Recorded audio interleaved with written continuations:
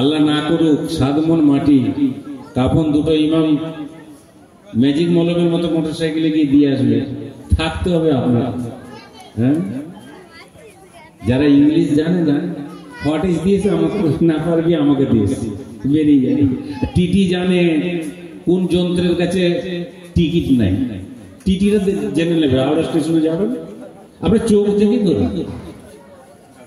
আমার আপনার নবী হুজুরে পাক সাল্লাল্লাহু আলাইহি সাল্লাম 23 ইয়ার্স 23 বছর কেঁদে কেঁদে কোরআন শরীফ বানালো আমাদের জন্য। হ্যাঁ, আমাদের ভালো সারা বিশ্ব এই কোরআনকে পরিচালনা খারাপ করার জন্য যত লোক এসেছে, তারা এসে পুনরায় বিপদে পড়ে আবার মুসলমান হয়ে গেছে। যেটা বলে 94 সালে একটা ঘটনা বলছি, জলসা আমি শুরু করলে বন্ধ হবে না, তাই এগুলো দেখাতে পারবো না, তাই দেখাচ্ছি। এই দেখুন 94 সাল, মাছের নেজে কলমা শরীফ আর কোরআন শরীফের আয়াত দিয়ে মুড়ির ঠোঙা তৈরি করা। 1 নম্বর গেল। আমার বয়স হয়ে গেছে, আমার এপিডেভিটের বয়স হয়ে গেছে, এই দেখো বিস্কুট কালার এসে গেছে। হ্যাঁ, আল্লাহ পাকের কি রহমত, এই 20 জন আমার ক্যাসেট শুনে মুসলমান হয়েছে। আর গ্যারান্টি দিয়েছে 70 সালে সারা বিশ্বের কোনো মাইলালার গায়ের মুসলিম থাকবে না, সবকে মুসলমান হতে হবে। আল্লাহ তাকত দেখেন কিরকম। এই ফিলিস্তিনিতে দেখুন ইসলাম গ্রহণ, সব নায়ক নায়িকেরা। আর একটা দেখুন, আমাদের মুসলমানদের মেয়ে 6 কিলো চালের ভাত খায়, এখানকার মুসলমান। আর জ্যান্ত কবর দিয়েছে আপনার এই সামনে মুর্শিদাবাদে একটা মেয়ে। আল্লাহ পাক আবার ধরাও পড়েছে জ্যান্ত কবর। হ্যাঁ, তো আমার তো ঐতিহাসিক বক্তব্য। এই দেখো জনতার আদালতে দিয়েছে, কোরআন শরীফ পুড়িয়ে দিয়েছে। আজকে একটা মুসলিম আসার কথা, এই জায়গা থেকে আসার কথা ছিল, আসতে পারে না কোনো রকমে। তারপরে আপনারা পীর পীর করে অনেকে পাগলা হচ্ছেন। সে তোয়া সিদ্দিকীকে তো দেখেছেন, এক ঝাঁকারে চুপ হয়ে গেছে। যাই হোক, মদ খাচ্ছে, মদের থালায় কোরআন শরীফ।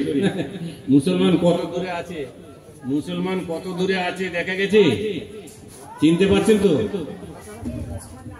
কোরআন শরীফ বাংলা করে ব্যাকরণ করেছে ডাক্তার গিরিশ চন্দ্র সেন, সে মুসলমান হয়নি। ভালো লেগেছে, যারা রান্না করছে গোশত নাও খেতে পারে, সে রান্না করে চলে যাবে। যে না আঙুল ডুবিয়ে বলবেন শুরুটা ভালো, আলুটা খারাপ। Time and time to wait for to না, টাইম কারো বাবার চাকর হবে না। এই ট্রেনটা দাঁড় করাতে পারবেন, চলন্ত ট্রেন? আপনারা হ্যাঁ কি না বলতে পারছেন না?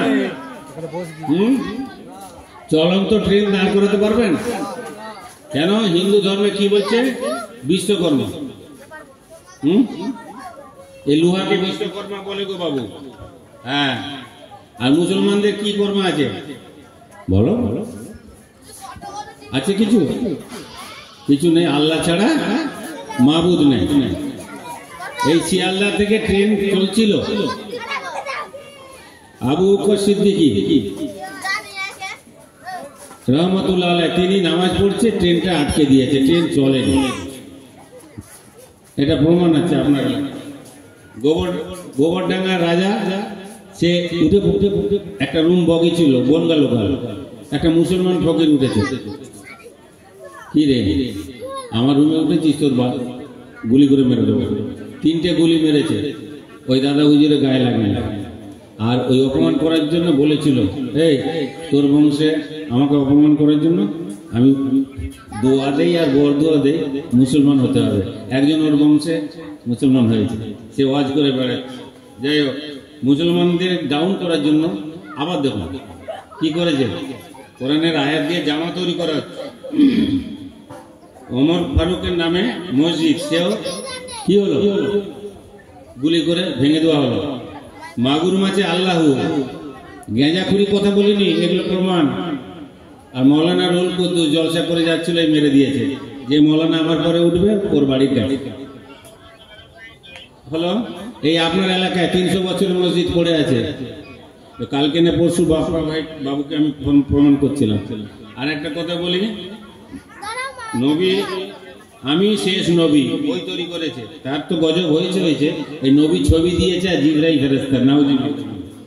এ দেখো কত সুন্দরভাবে এই নায়িকাটা অনেক বদনাম করতে করতে লাস্টে মুসলমান। এই নায়ক রাজা যুবশঙ্কর। যারা এইসব ইউটিউবে গান শুনে তারা বুঝতে পারবে।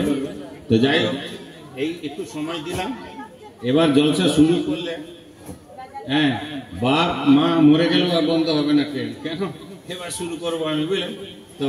অনেকে বলে গুজগুজ করে চলে গেল, তার প্রমাণপত্র দেখালো না, ডালপালা ভাই অনেক লোক, বুঝলেন। আচ্ছা বলো তো, ইংলিশ শয়তান 6 লাখ বছর বয়স, 6 লাখ বছর ইবাদত করেছে, তাহলে তার বয়স কত?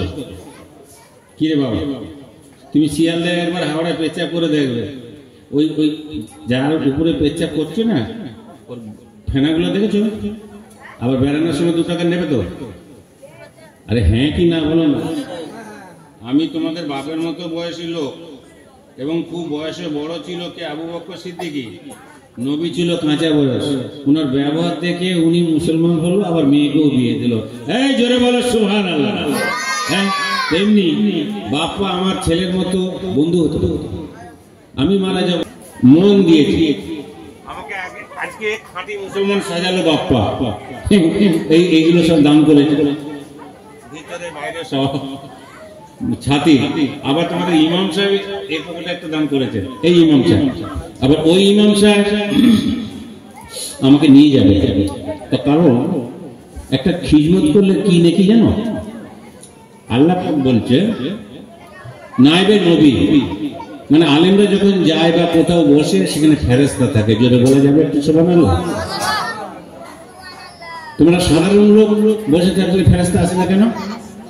তোমাদের নিচের জিনিস মুখে উঠে বেশি বেশি খারাপ খিস্তি। হ্যাঁ গো, বক্তাদের মুখে শুনতেছি, তারও একটা বক্তা শিয়ালদে দেখছি সিগারেট খাচ্ছে। হ্যাঁ হ্যাঁ, খেতেই পারে। আমি পাথর চাপড়ি জলসা করতে গেছি, 1 প্লেট বিড়ি দিয়েছে আর 3 প্যাকেট সিগারেট। বলছে হুজুর এর থেকে লাগলে রাত্রে বলবেন। আমি বাপের জীবনে আমি জলসা করেছি। হ্যাঁ রে বাপ, আমি পাথর চাপড়ি নতুন গেছি। বলছে কি ব্যাপার হলো? ইমামকে বললাম আমি এতদিন এই রোডে ঘুরেছি, গোলাম মুর্তজা সাহেবের সঙ্গে ঘুরেছি, শওকত আলীর সঙ্গে ঘুরেছি, মৌলানা, এখন বাচ্চারা জলসা করছে, তো আমার শেষ টাইম। এখন বিড়ি সিগারেট মৌলানারা খায়, বলে আমাদের পাথর চাপড়ি এলাকায় দেয়। কত দূর আমাদের পৌঁছে গেছে।